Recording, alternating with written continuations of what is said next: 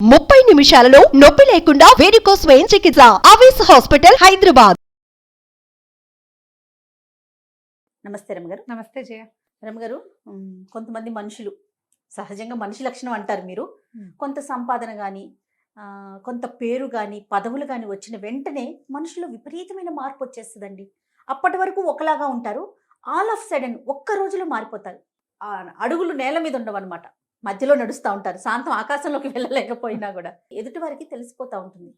ఏంటి వీళ్ళలో ఇంత మార్పు వచ్చేసింది, డబ్బు తీసుకొచ్చిన మార్పు లేకపోతే పదవి తీసుకొచ్చిన మార్పు అనుకుంటూ ఉంటాం కదండి. అవును, కానీ ఆ లక్షణం మంచిది కాదేమో అనిపిస్తుంది నాకు. మంచో చెడో ఇక వాళ్ళ అది రకం మధ్యలో అంతే. వచ్చిన వాళ్ళు మరీ ముఖ్యంగా మరీ మారిపోతుంటారు. ఎక్కువ. అవును, సహజంగా ఉన్న వాళ్ళు ఎప్పుడు నార్మల్ గానే ఉంటారు, గొప్పలు చెప్పుకోరు. అంటే 100 సార్లు వాళ్ళు మా ఎలా అలా తాతలు, కాదు. మూతులు, నేతులు ఇదే గొప్పలు చెప్పుకుంటూనే ఉంటారండి. అంటే అలా కాదులే జయ. ఇప్పుడు సహజంగా వాళ్ళ తీరు ఏదో, కొంతమంది అలాగే ఉంటారు. ఆ, కొంతమంది ఇలా మధ్యలో వచ్చిన వాళ్ళు అలా డౌన్ టు ఎర్త్ ఉండలేకపోతారు. నడమంత్రపు సిరి నరాల మీద పుండు అంటారు. ఓ, ఆగనివ్వదు అనమాట. అది ఆ, వెళ్ళి నేల మీద ఉండనివ్వదు. ఇక అంతే సంగతి. కొంతమంది తీరు ఉమ్, చెప్పలేకపోతాం. అది మంచా చెడా అంటే దాని మీద డిస్కషన్ పెట్టలేం మనం. ఉమ్. వాళ్ళ తరహా అది. కొంతమంది చూడు ఎంత వచ్చినా అప్పుడు ఏమొచ్చినా మాట కూడా ఇసిరేస్తారు రమ్మగారు. విసిరేస్తారు. అది సరే, మంచో చెడో వదిలేద్దాం. అవును, వాళ్ళ మంచి వాళ్ళకే ఉంటుంది, వాళ్ళ చెడు వాళ్ళకే ఉంటుంది. కానీ మాట ఇసురు అనేది ఎదుటి వాళ్ళకి చాలా బాధ అనిపిస్తుందండి, కాదంటారా? అవును. ఏదో ఏదో వీటికి నడమంత్రం అనుకుంటారు అనుకుంటారు. అంతే. వాడితో పని ఉన్నప్పుడు ఇంకేం చేయలేరుగా, చచ్చినట్టు వాడి దగ్గరే చెప్పలేకపోతాం కదా. దీని మీద ఒక మంచి కథ ఉంది, చెప్తాను జయ. ఓ, మన పాతకాలపు గాథల్లో చాలా కథలు చూస్తాం మనం. సినిమాల్లో కూడా ఓ ఆ. 3-4 అన్నదమ్ములు ఉన్నారనుకో, ఒకడు చాలా మంచివాడు, ఒకడు చాలా తెలివైన వాడు, అలా కనపడతారు. పెద్దవాడు చాలా మంచివాడు, మిగిలిన వాళ్ళంతా స్వార్థపరులు. ఉమ్, లేదా పెద్దవాళ్ళంతా అదో రకంగా ఉంటారు, ఆఖరి వాడు చాలా బుద్ధిమంతుడుగా ఉంటాడు. వాడు బేసిక్ చెడ్డవాడిగా కనపడతాడు, ఉమ్. కానీ చివరికి వాడు మంచివాడిగా టర్న్ అయ్యి కనపడతాడు. అవును. నువ్వు ఏ కథ సినిమా కథలు తీసుకో ఇలాగే ఉంటాయి. పెద్దవి చిన్నవి సినిమాలు తేడా లేవు, పాతవి కొత్తవి కూడా. అలా ఉండకపోతే మనం యాక్సెప్ట్ చేయలేము, చేయలేము. మనసుకు కూడా నచ్చదు. హ్యాపీ ఎండింగ్ ఉండాలి కదా మనకి. సాధారణంగా స్వార్థపరులు ఉన్న ఇంట్లో మంచి వాళ్ళు ఉండేందుకు అవకాశం లేదు. అందరూ అలానే ఉంటారంటారా? డెఫినెట్ గా. పై వాళ్ళంతా స్వార్థపరత్వం కాబట్టి చిన్నవాడు అదే కదా నేర్చుకుంటాడు జయ. అవునా కాదా? లక్షణాలు మారవంటారా ఏమీ మారవు, అవన్నీ సినిమాటిక్, ఓన్లీ స్టోరీస్ లో ఉంటాయి అవి. వీళ్ళకు కూడా ఎంతో కొంత స్వార్థం ఖచ్చితంగా ఉంటుంది. పెద్దవాళ్ళందరూ మంచివాళ్ళు అనుకో, చిన్న పొన్న స్వార్థపరత్వాలున్నా కొంత మంచితనం అలవాటు అవుతుంది చూడు, అలవాటు అవుతుంది. ఆ అలవాటు ప్రకారం మంచితనం ఉంటుంది. ఓకే. ఈ స్వార్థపరత్వాలు, చెడ్డతనాలు, సొంతం చూసుకోవటాలు, సెల్ఫిష్గా ఉండటాలు, బేసిక్ థింగ్స్ అవి ఇళ్లలో ఉన్నాయి అంటే పిల్లలకి వచ్చేస్తాయి ఆటోమేటిక్ గా. చాలా కష్టం అవి పోగొట్టుకోవటం. పోగొట్టుకోవాలని కూడా అనుకోరు, ఇది చెడ్డది, ఇది పోగొట్టుకోవాలని భావించరు కూడా. అది మనుషులు వాళ్ళకి క్యాజువల్ గా ఉంటుందేమో బహుశా. క్యాజువల్గా ఉంటుంది. పూర్వం అంటే ఒక పల్లెటూరులో 3 అన్నదమ్ములు ఉండేవారు. వాడు సూర్యవర్ధనుడు, చంద్రవర్ధనుడు, బాలవర్ధనుడు. సూర్యుడు, చంద్రుడు, బాలుడు అని పిలుచుకునేవాడు. అయితే వీళ్ళకి ఏమి ఆస్తి స్వాస్తి ఏం లేదు. అమ్మా నాన్న చిన్నప్పుడే పోయారు. ఒక పెద్ద మామిడి చెట్టు ఉండేదట. అది శాఖోపశాఖలుగా అన్ని పక్కలకి వెళ్ళిపోయి ఉండేది. అయితే వీళ్ళు ఏం చేశారట, కొంచెం పెద్దవాళ్ళు అయ్యాక, అంతకుముందు నాన్న ఉండగా ఏదో పెంచి పోషించేవాడు, చిన్న పనులకు వెళ్ళేవాళ్ళు. సీజన్లో కొంచెం మార్చి మన ఏప్రిల్ ఫిబ్రవరి నుంచి మామిడి చెట్టు విపరీతంగా కాసేదట. కొమ్మల్ని పంచుకున్నారు. ఈ వైపు కొమ్మలు నీవి, ఈ వైపు కొమ్మలు నావి, ఆ వైపు కొమ్మలు వాడివి అని. ఇద్దరు ఒకవైపు కాయలు కోసి పట్టుకెళ్ళి అమ్మకానికి వెళ్తారు. ఒకటి చెట్టు కాపలాగాయలు, ఎవరు చెట్టు కాయలు కోసేయకుండా. ఎండాకాలం అంతా చెట్టుకి అది సంవత్సరం అంతా పోషణ చేసి, ఎండాకాలం అంతా కాసిన కాయలు పళ్ళు అమ్ముకునేవాళ్ళు. ఆ డబ్బులు జాగ్రత్త పెట్టుకుని ఏడాదంతా గడుపుకునేవాళ్ళు అనమాట. రోజుకు ఒకటి చొప్పున ఇంటి చెట్టుకి కాపలా ఉండేవాళ్ళు. ముందు చిన్నవాళ్ళు ఇద్దరు పళ్ళు తీసుకెళ్ళారు, పెద్దవాడు కాపలా కాస్తుంటే ఒక ఆయన ముసలాయన కొంచెం సాధువు ఫకీర్ లాగా ఉన్నాడు. ఆయన వచ్చి, బాబు ఎండకి చాలా ఆకలిస్తుందిరా నాయన, ఇక్కడెక్కడ నీళ్ళు లేదు, చెట్టు కింద కూర్చుంటానంటే కూర్చోమన్నాడు. ఏదో పొంతలో నీళ్ళు ఉంటే కాసిన నీళ్ళు ఇచ్చాడు. చాలా ఆకలిగా ఉందంటే ఏమన్నాడు, ఈ 2 కొమ్మలు మా తమ్ముళ్ళవి, నేను నా కొమ్మ నుంచి కోసిస్తానని తన వైపు నుంచి 4 కొంచెం దోరగా పండినవి, కొంచెం ఆకుపచ్చ నుంచి పసుపు తిరుగుతున్న కాయలు ఉన్నాయి, ఇంకా పచ్చబడలేదు పూర్తిగా, అవి కోసి కత్తి పెట్టి ముక్కలు తరిగి చేతిలో పెట్టాడు. ఆ పండువాకు వచ్చిన ముక్కలు తిని ముసలాయన మంచినీళ్ళు తాగి 1 గంట పడుకుని లేచి వెళ్ళాడు. రెండో రోజు రెండో వాడి వంతు చెట్టు కాపల. రెండో రోజు కూడా ముసలాయన వచ్చాడు. మళ్ళా యథాప్రకారం మంచినీళ్ళు తాగాడు. అబ్బాయి 4 పళ్ళు కోసిస్తే తిన్నాడు. మూడో రోజు ఆఖరివాడి వంతు. ఆఖరివాడు కూడా పళ్ళు కోసిచ్చాడు. కూర్చో తాత, సాయంత్రం మా అన్నయ్య వాళ్ళు వస్తారు, బియ్యం అవి తెస్తారు, మేము అన్నం వండుకుంటాం, అన్నం కూడా తిని వెళ్దుగానే అని పిలిచాడు.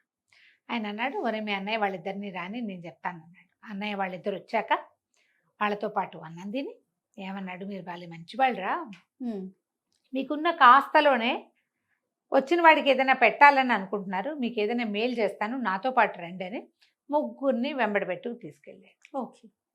అట్లా నడుచుకుంటూ నడుచుకుంటూ నడుచుకుంటూ నడుచుకుంటూ పోయారు. ఎక్కడికో నడిచారు. నడుచుకుంటూ వెళ్తుంటే ఒక ఏరు అడ్డం వచ్చిందట. నది, అది ఎక్కడదో ఇటు పక్కకి వస్తుంది. నది దగ్గరకు వచ్చేసరికల్లా పెద్దవాడి కళ్ళు అట్లా నదిలోకే చూస్తున్నాడు. ముసలాయన అడిగాడు, ఏమిట్రా నాయన అట్లా చూస్తున్నావు, నీకు ఇంకా కోరిక కలుగుతుందంటే, ఈ నదిలో నీళ్ళన్నీ పాలైపోతాయి, చక్కగా పెరుగు తోడుపెట్టి మీగడ తీసి వెన్న చేస్తే పాలు అమ్ముకోవచ్చు, పెరుగు అమ్ముకోవచ్చు, వెన్న అమ్ముకోవచ్చు, మీగడ అమ్ముకోవచ్చు, నెయ్యి అమ్ముకోవచ్చు అన్నాడు. అనేసరికల్లా అంతే కదా, తీరిపోతుంది నీ కోరిక, ఇవన్నీ పాలైపోతాయి పోమన్నట్టు. ఈ వైపుకి పారే ముక్కంతా పాలేట. ఇంకా ఈ చిన్న వాళ్ళిద్దరిని వెంబడి పెట్టుకుని ముసలాయన ఇంకా ముందుకు తీసుకుపోయాడు. ముందుకు తీసుకెళ్తే ఒక పెద్ద మైదానం వచ్చిందట. మైదానం నిండా పావురాలే అని. ఇప్పుడు మనం కొన్ని చోట్ల చూస్తాం, పావురాలన్నీ వాళ్ళ నేల మీద పొడుచుకొని తింటూ ఉంటాయి. అవునవును. ఆ పావురాలను చూసేసరికి ఆగిపోయాడట రెండో అబ్బాయి. ముసలాయన అడిగాడు, ఏం ఐడియా వచ్చింది నీకంటే, ఈ పావురాలన్నీ గొర్రెలు అయిపోతాయి, ఇన్ని వేల పావురాలు ఉన్నాయి, ఇన్ని వేల గొర్రెలు అయితే చక్కగా ఉన్ని వ్యాపారం చేసుకోవచ్చు, గొర్రెలు కాసుకోవచ్చు, గొర్రెలు అమ్మితే కూడా లాభం వస్తుంది, అట్లాంటి కోరికలు ఎట్లా తీరుతాయి తాత అంటే, ఎందుకు తీరవరా, పో నీకు ఇవన్నీ గొర్రెలు చేసిస్తానన్నాడు. మొత్తం గొర్రెలు అయిపోయింది. గొర్రెలు అయిపోతే సరే మూడో వాడిని వెంబడి పెట్టుకుని ముసలాయన నడవటం మొదలుపెట్టాడు. వెళ్తూ వెళ్తూ వెళ్తూ వెళ్తూ ఉన్నారు. వాడు దేన్ని చూసి ఉద్రేక పట్టల్లా ఉత్సాహపట్టల్లా కుర్రాడు.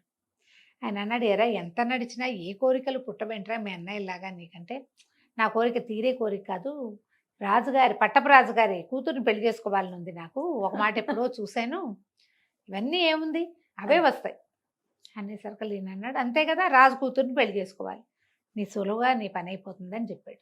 అక్కడి నుంచి ఈయన అన్నాడు, పద నిన్ను రాజుగారి దగ్గర తీసుకెళ్తానని రాజుగారి దగ్గరికి ఈ కుర్రాన్ని వెంబడి పెట్టు తీసుకెళ్ళాడు. మీ పిల్లని వీడికి ఇచ్చి పెళ్లి చేయండి అని చెప్పడానికి. అయితే అక్కడ ఆల్రెడీ ఇద్దరు పెళ్లి కొడుకులు సిద్ధంగా ఉన్నారు. రాకుమారిని పెళ్లి చేసుకోవడానికి వచ్చింది వాళ్ళు. రాజు అన్నాడు, నువ్వు గొప్ప సన్యాసివి, చాలా గొప్పవాడి, నువ్వు తెచ్చిన కుర్రాన్ని నేను కన్సిడర్ చేయవలసిందే, కాకపోతే ఇంకో ఇద్దరు ఉన్నారు కదా, ముగ్గురు, ఈ ముగ్గురులో ఎవరో మంచి పెళ్లి కొడుకు మీరే నిర్ణయించండి అన్నాడు. ఈయన అన్నాడు, సరే అమ్మాయికి ఒకసారి చూపిద్దాం ముందు. వీళ్ళ ముగ్గురు నేను చూపించారు. చూపించాక 3 గులాబీ మొక్కలు తెప్పించాను, 3 మీద ముగ్గురు పేర్లు రాద్దాం, చెట్టుకో చీటీ కడదాం, దానికి పేరు ఉంటుంది. ఆ చెట్లని రాకుమారితోటి పాతి పెట్టించండి. రేపు ఉదయం ఏ చెట్టు పువ్వు పూస్తుందో వాడికి ఈ అమ్మాయి నుంచి పెళ్లి చేయాలి, అప్పుడు అమ్మాయి జీవితం బాగుంటుంది. రాజుగారికి ఏంటంటే తనకంటే పెద్దవాడికి పెళ్లి చేసే ఉద్దేశం లేదు, కూతుర్ని ఇవ్వడం ఇష్టం లేదు, ఎవరో ఒకడు కొంచెం యోగ్యుడైన వాడికి ఇచ్చి రాజ్యానికి రాజు అవుతాడు వాడు. ఓకే. సరే ఏమైంది, 3 గులాబీ చెట్లు తెప్పించారు, రాజకుమారితోటి ముగ్గురు పేర్లు రాయించి కట్టించారు, తర్వాత గొప్పులు తవ్వి రాజకుమారితోటి మొక్కలు నాటిపించారు. తెల్లవారేసరికల్లా ఈ సన్యాసి గారి మహత్యంతో ఈ బాలవర్ధనుడు ఉన్నాడు కదా, అతను పేరు రాసున్న చెట్టుకి గులాబీ పువ్వు పూస్తుంది. రాజుగారు ఒప్పుకున్నాడు. ఒప్పుకొని బాలవర్ధనుడికి ఇచ్చి పెళ్లి చేశారు. అయితే ఆ రాజ్యంలో రూల్ ఏంటంటే, ఇట్లా కొత్తగా పెళ్ళయి రేపొద్దున రాజ్యానికి రావాల్సిన వాళ్ళు 5 సంవత్సరాలు అడవిలో బతకాలి. ఒక ఇల్లు కట్టించి ఇస్తారు, కందమూలాలు తవ్వుకుంటూ అడవిలో జంతువులను వేటాడుకుంటూ ఏదైనా చేసుకుంటే వ్యవసాయాన్ని ఓపి కొద్దీ చేసుకోవచ్చు. రాజకుమారుడు రాజకుమార్తె వాళ్ళిద్దరే ఉండాలి, అదే భార్యాభర్త. వీళ్ళని అడవికి పంపేశారు పెళ్ళైన 16 రోజున. సరే కొంతకాలం గడిచిన తర్వాత ఈ ముసలాయన ఏం చేశాడు, ఈ ఫకీర్ గారు మా పెద్దవాడి దగ్గరికి వెళ్ళాడు. అక్కడ మంచి బ్రహ్మాండంగా ఉంది బిజినెస్, మామూలుగా లేదు వ్యవహారం. పాలు కాచేవాళ్ళు కాస్తున్నారు, తోళ్ళు పెట్టేవాళ్ళు పెడుతున్నారు, మజ్జిగలు చిలికేవాళ్ళు, వెన్నలు తీసేవాళ్ళు, నెయ్యి కాగబెట్టేవాళ్ళు, ఆ నేతిని డబ్బాల్లో పోసి అమ్మేవాళ్ళు, బోల్డని బళ్ళు, వ్యవహారం ఎంత డబ్బు వచ్చిందో అంత డబ్బే అక్కడ. ఈ వస్తువులన్నిటితో పాటు పాలు బై ప్రోడక్ట్స్తో పాటు డబ్బు. సరే నేం చేశాడు, అందరినీ పలకరించుకుంటూ పోయి ఆ పెద్దవాడైనటువంటి సూర్యవర్ధనుడిని, ఏరా నాయనా బాగున్నావా ఏమిటి అనేసరికల్లా, ఓ బ్రహ్మాండంగా ఉన్నాను, చాలా బిజీగా ఉన్నాను, ఇప్పుడు నీతో మాట్లాడలేను అన్నాడు. నాతో మాట్లాడదురా, 4 చెంబులు మజ్జిగ ఇప్పించు, చిక్కటిది మజ్జిగ తాగాలి ఉందన్నాడు. అనేసరికల్లా వీడన్నాడు, మజ్జిగ ఎక్కడ ఉంటుంది, ఏముండదు, అంతా బయటికి వెళ్ళిపోతుంది, మజ్జిగ అంతా బయటికి వెళ్ళిపోతుంది, పైగా చిక్కటి మజ్జిగ అసలు దొరకదు, ఇప్పుడు చేయి ఖాళీ లేదు, నువ్వు పైకి వెళ్ళిరా, ఖాళీయే లేదు మాకు అనేసరికి ఈయన అన్నాడు, అదేమిటి ఈ పాలది ఎక్కడి నుంచి వచ్చింది? అతనే కదా ఇప్పించింది. నువ్వు అంత ఆగలేనితనం వచ్చిందా నీకు అంటే, ఇందులో ఆగలేనితనం ఏముంది, మజ్జిగ ముంతలతోటి తీసి ఇక్కడ పెట్టాం, కుండలతోటి చేస్తాం, కుండ బయటికి వెళ్ళిపోతుంది అమ్మకానికి. మజ్జిగ చేస్తారు, వెన్న తీసేస్తారు, మజ్జిగ అమ్మకానికి వెళ్ళిపోతుంది. నీకోసం చిన్నగిన్నెడు యువతలు పెడితే అప్పుడు ఏదైనా 4 ముంతలు ఇవ్వగలను, నా వల్ల కాదు, అవన్నీ ఇవ్వలేను నేను, నాకు పైగా చేయి ఖాళీ లేదు, నువ్వు వెళ్ళిరామనగానే ముసలాయన అన్నాడు, నీకు ఆగలేనితనం వచ్చేసిందిరా, నువ్వు హాయిగా నువ్వు మామిడి చెట్టు కాపలా కాసుకుని కాయలు కోసుకునే రోజుల్లోనే మంచివాడివిగా ఉన్నావు, నువ్వు అక్కడికే వెళ్ళిపోని కమండలం నుంచి నీళ్లు తీసి చల్లాడు. చల్లంగానే పాలు లేవు, పాలకడలి లేదు, మజ్జిగ లేదు, కుండలు లేవు, మనుషులు లేరు, ఏమీ లేదు, సమస్తం వెనక్కి వెళ్ళిపోయింది. మామిడి చెట్టు దగ్గర ప్రత్యక్షం అయిపోయాడు పెద్దవాడు. అయిపోయింది. ఈయన రెండో వాడి దగ్గరికి నడిచి వెళ్ళాడు. వెళ్ళేసరికి రెండో వాడు చాలా ఉత్సాహంగా ఉన్నాడు. గొర్రెలు మామూలుగా అది ఎడారి నిండా ఉన్నాయి కదా, ఆ మైదానం నిండా దానికి త్రిబులైనాయి. గొర్రెలు ఊరుకుంటాయి ఏమంటే, ఏడాదికో 2 ఏళ్ళకో పిల్లల్ని పెట్టవు, ఎన్ని గొర్రెలో. మంచి ఉన్ని తీసేవాళ్ళు, నేసేవాళ్ళు, కంబళ్ళు నేస్తున్నారు అక్కడ. కంబళ్ళు నేసి పై దేశాలకు కూడా పంపిస్తున్నట్టు వాడు. పంపిస్తుంటే ఈయన వెళ్ళి, ఒరే చలికి ఆగలేకపోతున్నాను నాయన, ఒక కంబళి ఇప్పించు నాకు అని అడిగాడు. అడిగేసరికల్లా ఇతను అన్నాడు, కంబళి కాదు, చిన్న ముక్క కూడా ఇవ్వలేను, ఎందుకంటే ఇవన్నీ బయటికి వెళ్ళిపోయేవి, ఇందులో నుంచి ఒకటి తీస్తే లెక్క తగ్గిపోతుంది, 100 ఇస్తామన్నావు, 100 ఒకటి తీసామనుకో 99 అవుతుంది, కాబట్టి ఇప్పుడు ఏం కుదరదు, రేపో మాపో కనపడు, కొంచెం గొర్రెబొచ్చి ఇప్పిస్తా, ఎక్కడైనా నేర్చుకోను, మా దగ్గర కుదరదు, మాదంతా ఎక్స్పోర్ట్ క్వాలిటీ, చిన్న చిన్న పనులు చెయ్యం మేమన్నాడు. పాత కంబళి ముక్క కూడా ఇవ్వలే ఆయనకి.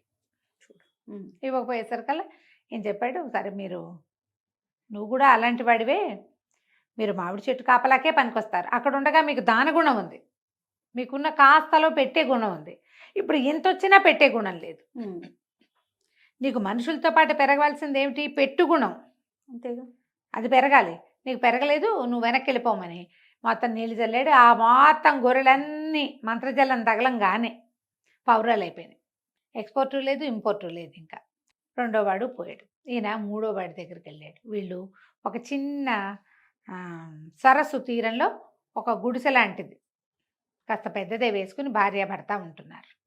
వీళ్ళని చూడంగానే వాళ్ళు ఏం చేస్తున్నారు, కందమూలాలు దుంపలు తవ్వుకుని ఉడకబెట్టుకుంటారు, కొద్దిగా ఊచబియ్యం అవి దొరుకుతాయి అడవిలో, ఏదో కొంచెం వండుకుంటారు, రకరకాలు చేసుకోలేరు, పనివాళ్ళు గినివాళ్ళు లేరు. ఈ ఫకీరు ఈయన వృద్ధుడు వచ్చేసరికల్లా, వచ్చావా తాత, ఎంతకాలం అయింది నిన్ను చూసని ఆ కుర్రాడు బాలవర్ధనుడు ఎదురొచ్చాడు. ఆ అమ్మాయి కాళ్ళకి నీళ్ళు తెచ్చిచ్చింది, ఆకలిస్తుందంటే సరే మేము వండుకున్నాం, మాతో పాటే తిందుగాను నువ్వని. ఇక మళ్ళీ వండల, వాళ్ళ దాంట్లోనే చెరుకో సగము పెట్టి ఈయనకి కాళ్ళు విసుగుతూ పక్కన కూర్చున్నాడు. ఈయన అన్నాడు, నువ్వు మారలేదురా, రాజుగారి కూతురు నీ భార్య అయినా మారలా, ఇంకొక సంవత్సరం గడిస్తే నువ్వు ఇక్కడి నుంచి వెళ్ళి రాజు అవుతావు, రాజు అయిపోతున్నానన్న ఉత్సాహం వచ్చినా నువ్వు మారలేదు, మార్పు లేని వాడివి నువ్వు ఒకడవే.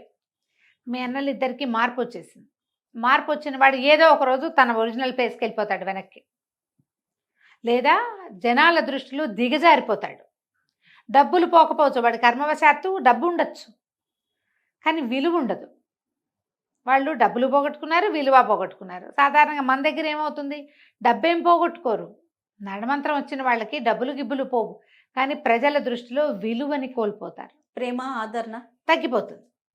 ఆలోచించుకోవాలి ప్రతి వాళ్ళు కూడా. ఇలా మనం ముందుకెళ్ళేటప్పుడు మన ప్రవర్తన లోపాలు ఏమైనా ఉన్నాయా, మనం ఏమిటో ఓవర్గా ప్రవర్తిస్తున్నామా, కొంచెం ఎక్కిపోయామా మనం అనేది ఆలోచించుకుని దాన్ని కొంచెం కట్ చేసుకుంటే మనుషులతో బాగుంటుంది జీవితం. కేవలం డబ్బుతోనే కాదు రమ్మగారు, కొన్నిసార్లు పేరు వచ్చినా కూడా నేల మీద నిలవలేకపోతారండి, పదవులు వచ్చినా కూడా నిలవలేకపోతారు రమ్మగారు. అస్సలు అంటే అసలు ఇప్పుడు నీకు పేరుతో పాటు పదవితో పాటు ఆటోమేటిక్గా డబ్బు వస్తుంది, పేరు నిలవనివ్వదు. రైట్ రమ్మగారు, నమస్తే. సుమన్ టీవీలో మీ పర్సనల్ అండ్ బిజినెస్ ప్రమోషన్స్ కోసం కింది నెంబర్కి కాంటాక్ట్ చేయండి.